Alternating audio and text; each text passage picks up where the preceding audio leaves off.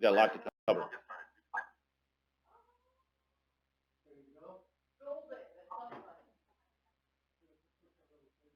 Yeah, you're gonna have to use that for them to be able to. You can probably just leave your microphone on and introduce the group. So we're just broadcasting out via YouTube on our channel. We'll call the meeting to order.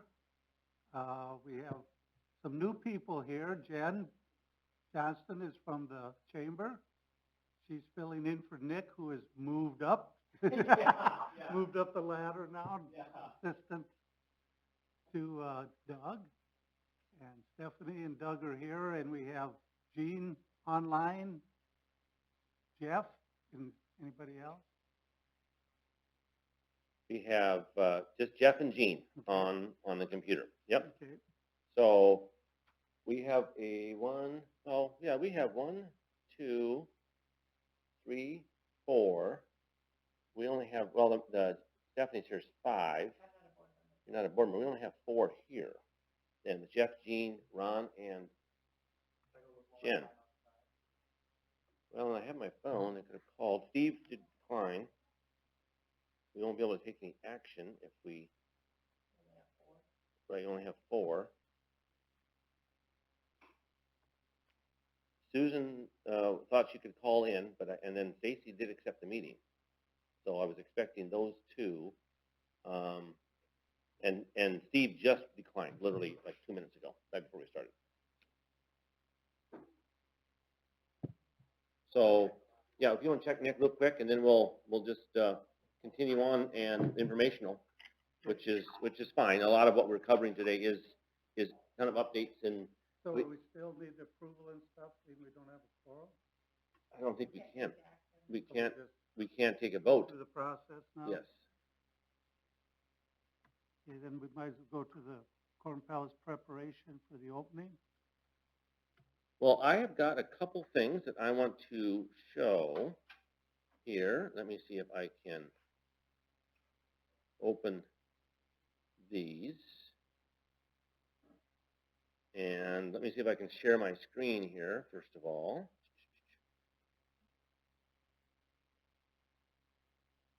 So I'm going to share there. All right. Jeff and Jean, can you see that photo? Yeah, I can see it. Okay, so what we're going to do, we'll jump right into this. It'll be a little bit awkward, but we'll, in fact, we don't have enough board here. We can't take any action as far as even approving the agenda. So we're going to jump into this meeting because in essence of and appreciating your time. And again, thanks for those that joined. We didn't have an April meeting, so I don't have minutes. We don't have minutes from that meeting. But we wanted to introduce Nick. Of course, Nick started on, and I have a picture of Nick here. Where did it go? There we go. There's a picture of Nick. And so most of you probably knew Nick more than I did, and Nick worked across the street in the tourism and gift shop area.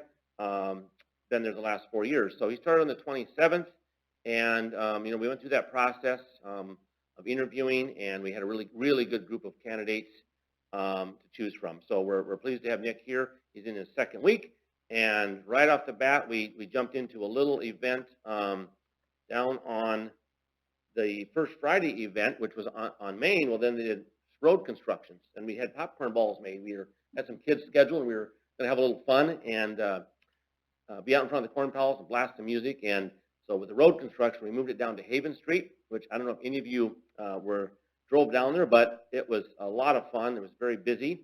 And let's see, I've got the Hillbillies, a shrine group stopped in, escaped lockdown. And Cornelius is holding a rubber chicken there, which I thought was kind of fun. And then, let's see, I have another one. Sorry, bear with me here. What picture is that? I thought that was this one. That's okay. There we go. There's our popcorn ball makers, and Ashlyn Weir was in Cornelius, and we had a good time out on Havens. We were there from about 5:45 to 9, and sold a couple hundred popcorn balls, and this is before we started, so we had a table set up there. Anyway, we had a ton of fun doing that and spread a lot of goodwill. some updates in the Corn Palace that I wanted to show you and why this applies. So in the past, as you know, you'd had approved ushers for the Corn Palace, and a sizable dollar amount for ushers every year. I know it's been $13,000 the last 6 years for ushers. So what I did is we wanted to have this done, so we added section markers applied to the stairs where you go up, and then so the intent is that we would not hire ushers for festival this year, or for any shows for that matter. We would be able to find volunteers to guide those few that couldn't find their seat or location, so with some good signage. So when you walk up the steps, this is a picture, so if I zoom in just a little here, you'll see you walk up the steps. So this is A4, B4. If you look in the background here, that says B3. Over here would be A3, and so on, A5, B5. So as they come up the steps from any direction, so on this seat right down here, this is going to say A5 right on the side. So when they walk up the steps, or if you're walking this direction, you're going to see what section you're in. Of course, we already have, as you can see, the section here, and then the row and seat numbers are already on these steps. So we've got section and row and seat numbers. I think that's going to be helpful for people to find their seat. So that's just a bit of a cost-saving measure. You know, that's a group that had we had paid to do that, and I've already talked with them that we would be not utilizing them for festival this year. And you know, I understand that. We just have to look at ways that we can save some money or spend that somewhere else. Also in the news, you might have noticed we did install 2 basketball hoops for practice in the Corn Palace. And at first I was a little bit reluctant how they were going to look, but I'm very happy how it turned out. So you can see these are the new ones. So here's a current basket on the end of the court. This is the north end. Here's the new one that's installed, and it angles up to the north, up against the ceiling.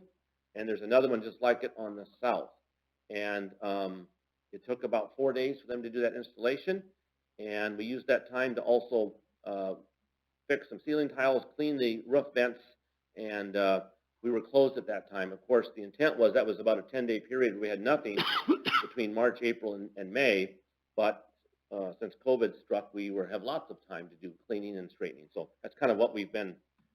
Oh, how did that one get in there? That happens to be my new granddaughter, was born on Thursday. Her name is Ivy. Sorry about that. I just had to plug it in there. Sorry. Okay. Corn Palace preparation for opening and schedule. So I handed you, Jen, did you grab those papers over there? Okay. So I'm going to put this up on the screen so you can see this. The plan will be that the council has approved the city buildings to be open. So we are going to reopen the Corn Palace to the public next Monday, May 11th, and we'd be open 8 to 5, our traditional hours like our lobby has been, or our box office lobby anyway, on the 11th. The tourism division plans to move in on Monday the 18th and be operational on the Corn Palace floor and the lobby on the 19th. So we'll pull our staff together and help make that happen on Monday. Memorial Day, then, we will go to our full summer hours. We'll actually be open Saturday and Sunday, I believe it's the 16th and 17th. And then the following weekend is Memorial Day weekend. And we'll still be 8 to 5 on that Friday, Saturday, Sunday. Memorial Day, we will start summer hours of 8 to 9. 8 a.m. to 9 p.m. So that's we'll get that out on our website. Of course, it is on the website already, but Facebook, social media. I did want to, and I forgot about that. I had a note here too. When Nick took those pictures when we were doing popcorn balls, he also got us a little more active on our Instagram page. And Nick, I thought maybe you push your microphone button on there. Just share a little bit about some of those numbers that just a little bit we were sharing on social media on Friday night. Sure. So because of what we were sharing, we saw an increase in our social media activity. The people reached through some of our posts was up 45%. our post engagements, as far as people clicking on our posts and kind of just interacting with it, was up 198%. And we also got on our Instagram account, which was needed a little bit of work, but we got 30. Yeah, I was able to access it and get on there, and we got 30 new followers in just 2 days. So that was really encouraging. A lot of the tactics that I used, I just stole from Jen Johnson when I learned from her. So she's really good, and I just took what she did and made it our own. So that was it was really encouraging just to see that it worked and that we could get kind of re-energized as far as our following with the Corn Palace. Well, there's always kind of fun folks visiting every day, and we're hoping to use social media again with the partnership with tourism. I think we're all in this together to bring people to Mitchell and drive folks to the Corn Palace and therefore around town. So that's our goal. So that's exciting that we can get the Corn Palace as well as visit Mitchell, a little more exposure. So that's the goal. Okay, back to our guidelines for reopening. These are some things we put together to protect our people and our employees, of course, and the public. And I'll be real brief here, but the ones in yellow are the ones that we already have done. So just to give you an idea, when we have all of our people report to work, they're washing their hands as part of their routine. And then at that point, they clock in and take their temperature.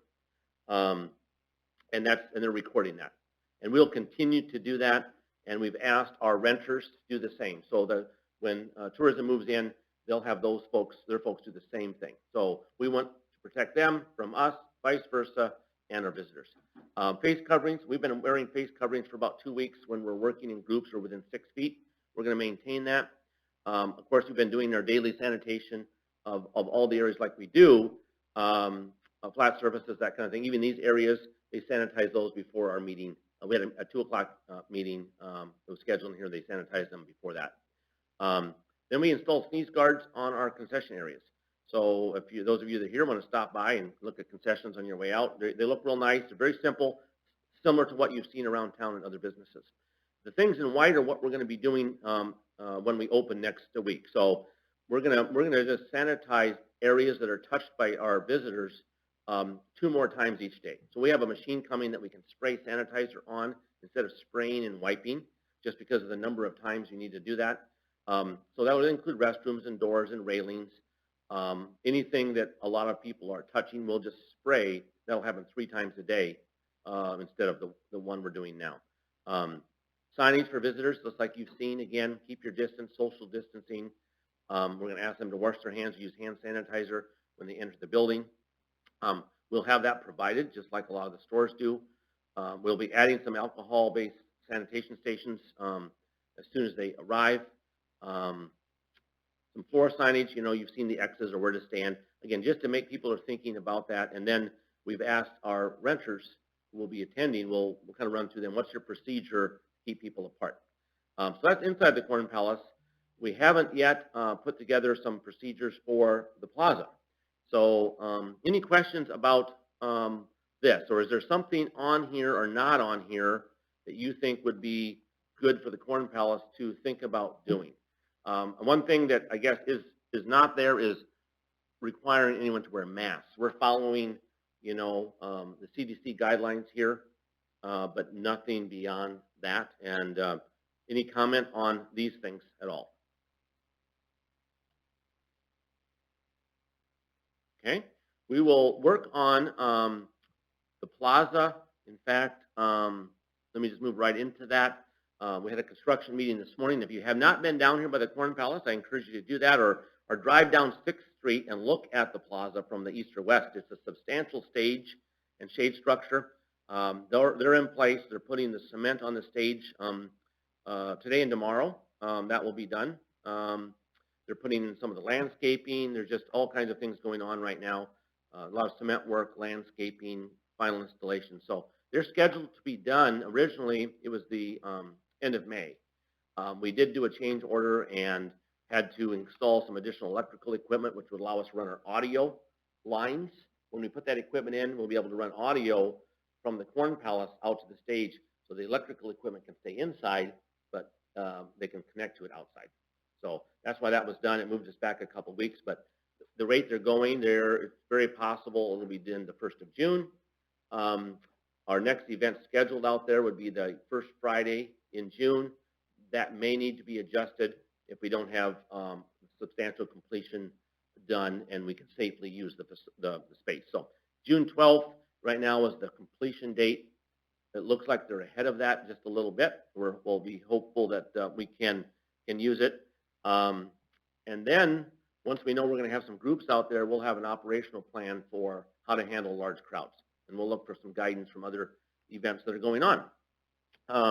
That's going to be a nice space. Again, right now, we have First Friday scheduled. We have some concerts scheduled as part of the Corn Palace, the free shows as part of the grand opening. And again, we have events planned for, we're planned for the rodeo week, the Wednesday of rodeo. Well, that rodeo has now been canceled. So we have to determine, we hadn't booked an act yet, but we had several acts that we were looking at. Then we have our pre-Sturgis party scheduled. Again, we'll determine if for some reason Sturgis were not going to happen, then we probably would look at changing that schedule. And then we have something planned for the Wednesday of Dakota Fest, which is the week before festival.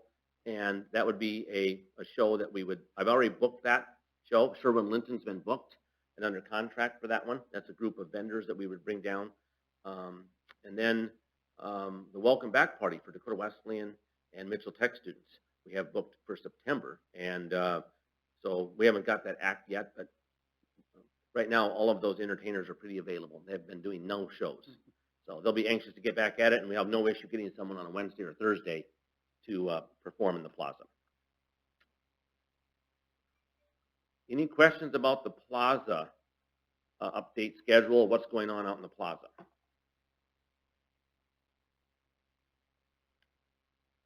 Okay.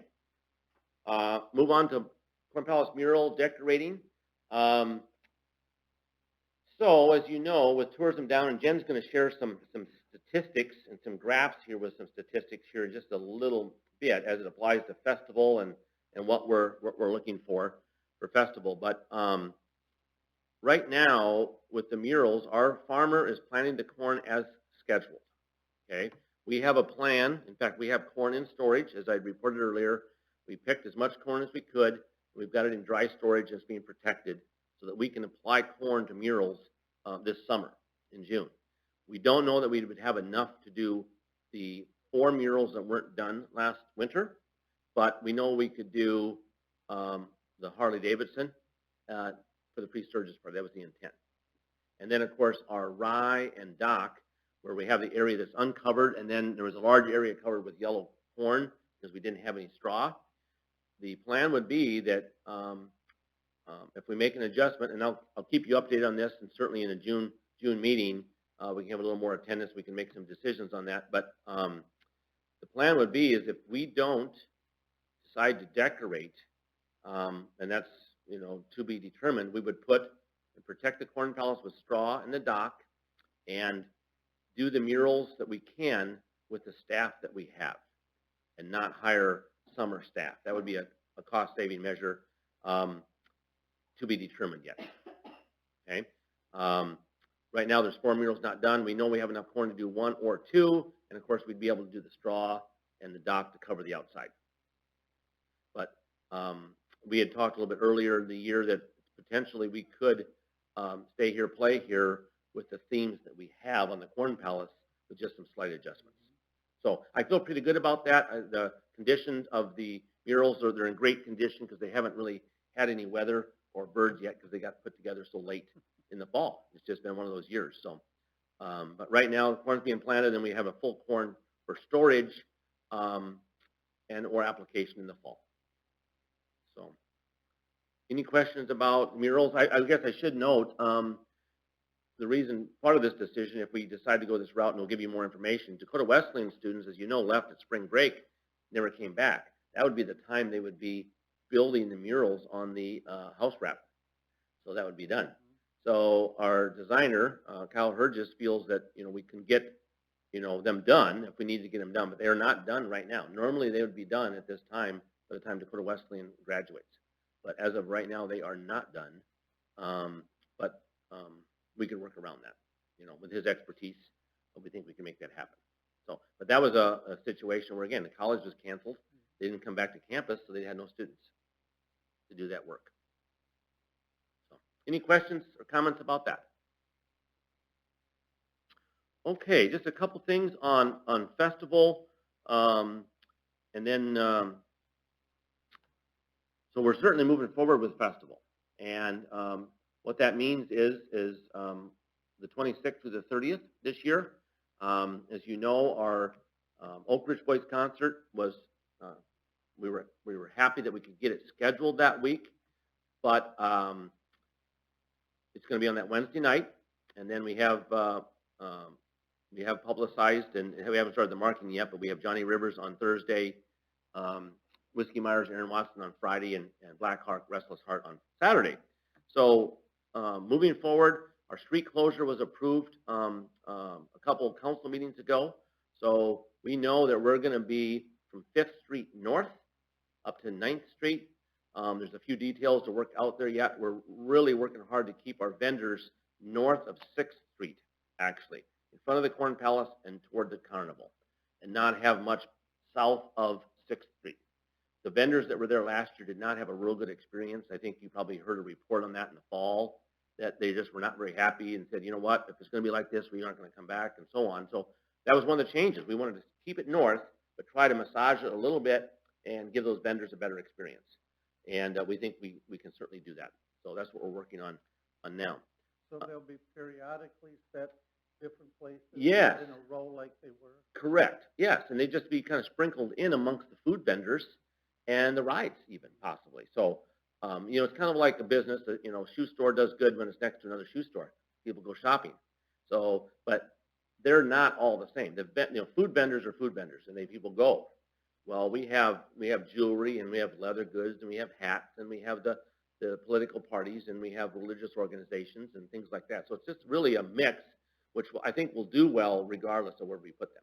So we will have the political parties. They've requested to be next to each other, which I thought was interesting. That's been tradition, and they'll still be in the intersection of 6th Street.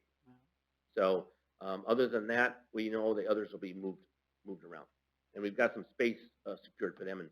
And Betty has worked hard to map that out and has a plan. She's been working with the vendors already. And what about the donut people? Were they going to be? Well, you know, and I thought they were in a wonderful spot, but they were not really that happy. Now, we didn't see their sales, of course, from them, but I thought, oh my goodness, you're in a prime spot right there. I thought. So we'll see. I haven't seen where she has donut people placed. Yeah, it's just she's got a plan, but we haven't finalized it. So maybe till we see the whites of their eyes.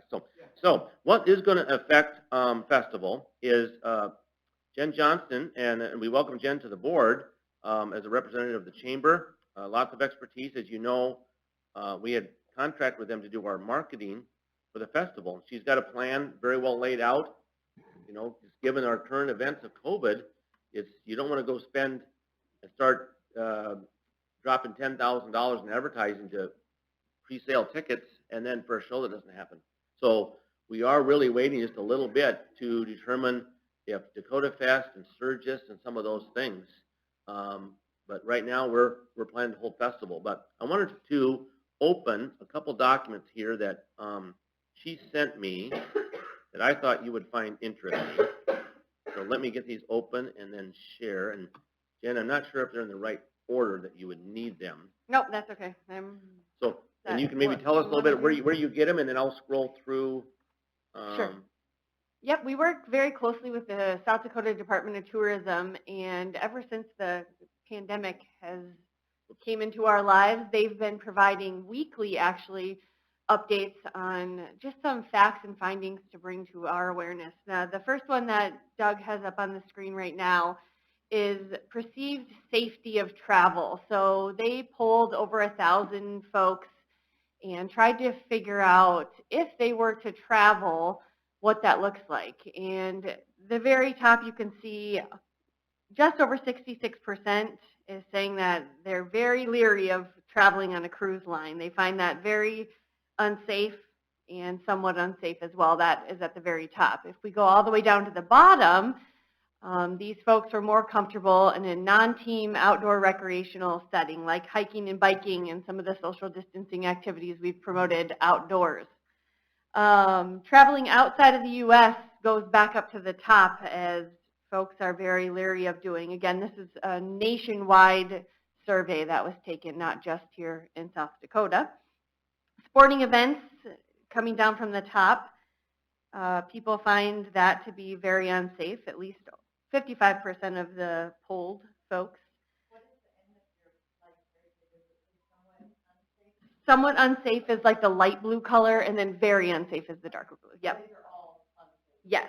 Yep. So traveling on a cruise line tops that list as the most unsafe activity for summer travel. Okay, we head on down the line.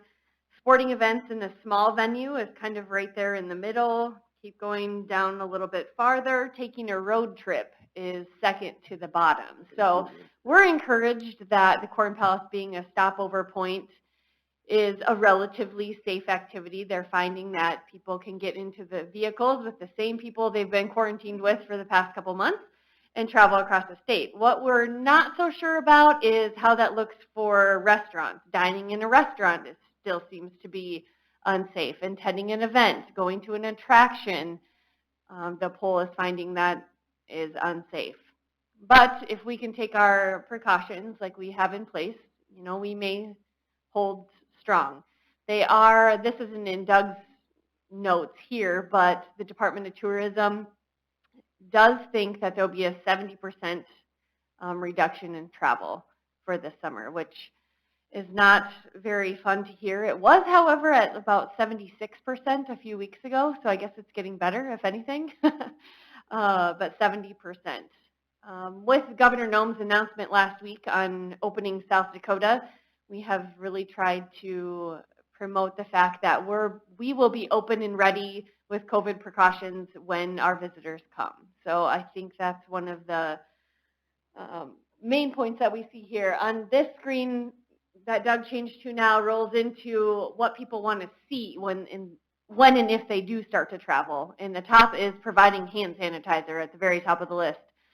Disinfectant wipes, cleaning activities during your stay, and then sanitizing kind of keeps going down the road. Number 5 is required health screenings for employees, which I know the Corn Palace is already set to put into place. So I think we're very good there, and we have taken the CDC's recommendations seriously, and we will be ready to open the door. So that's another good piece there. We kind of commented that even like we put these barriers up, and I find myself at a Menards or a Walmart, it's like finding it odd to talk through this window. I moved to the gap.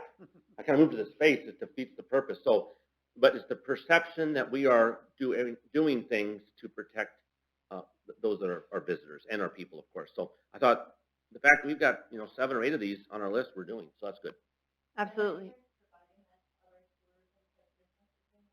Yeah, to all of the attractions. Yep.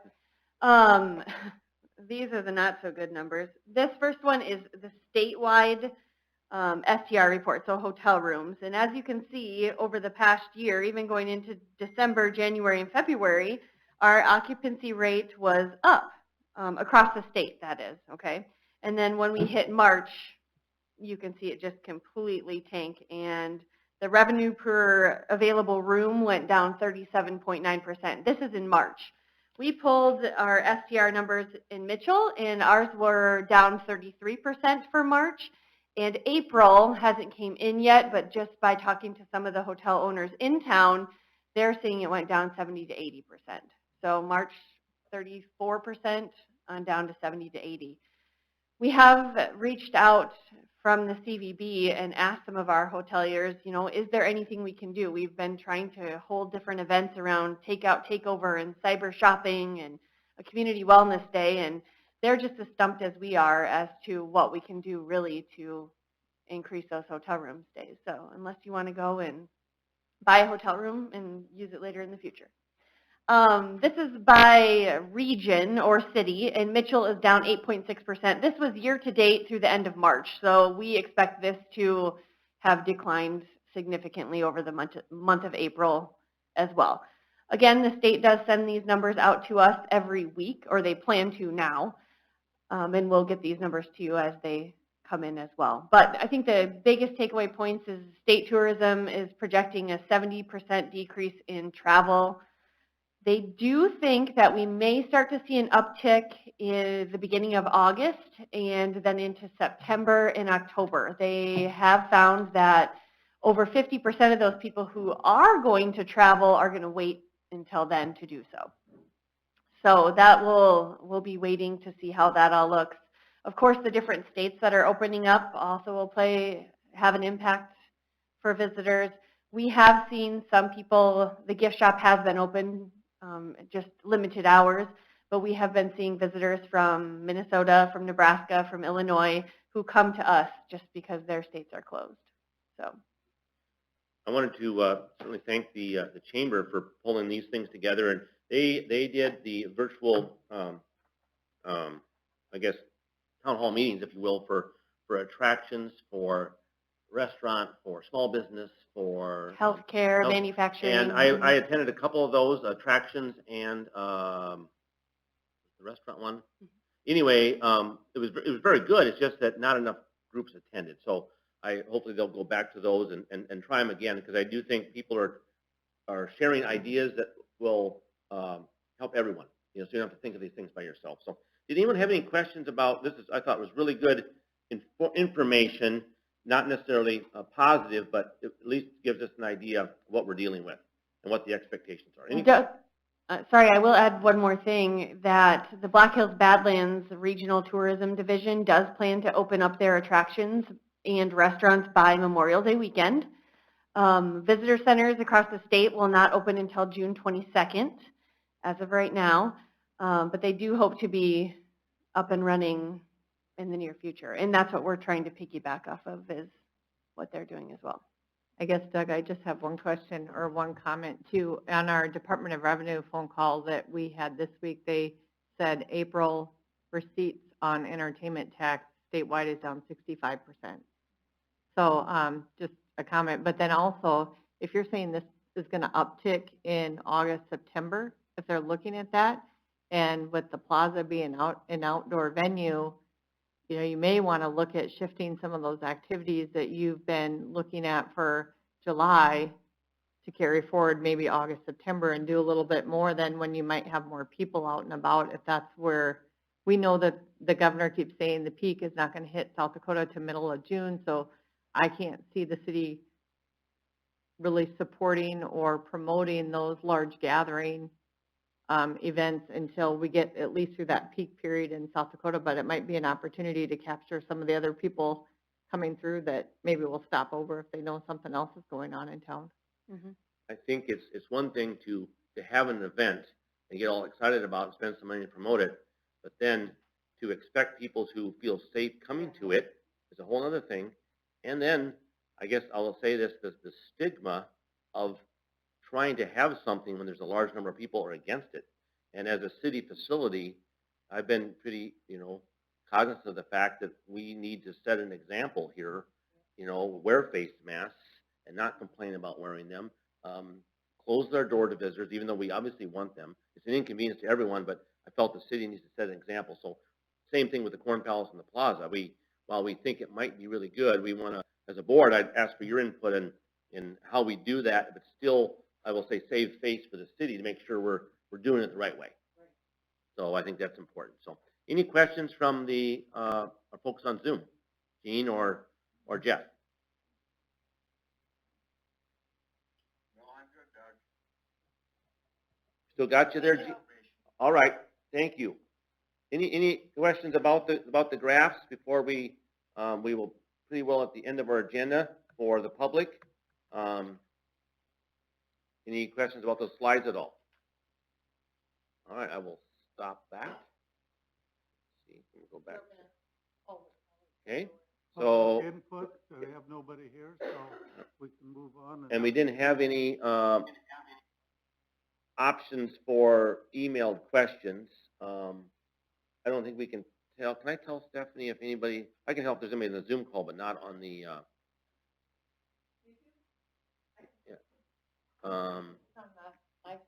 I guess we should just if you have access to that. Yep, I can do that. Well, we'll just take just a moment and see if there's any questions or from the public. We'll address those in just a moment.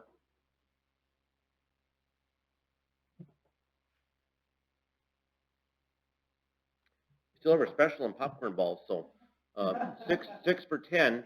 But we get a heck of a deal for board members. So, Jeff, can I run some across the street? Or are you what branch are you at today? Or are you home? I'm at the other one, so just take 200 over to that one. Well, I should explain. You can see the people here can't really see my background, but as you can see, I'm relaxing on a beach. Home. I'm at the other one, so just take 200 over to that one. Yeah. So, Chairman, we have no questions from the public and no public input at this time. Okay, so we'll go into executive session. We're going to go into executive session. We'll stop the web feed right now. No, and we can't take a vote. Otherwise, we take a vote. So we'll stop that right now, and we'll just have our Zoom call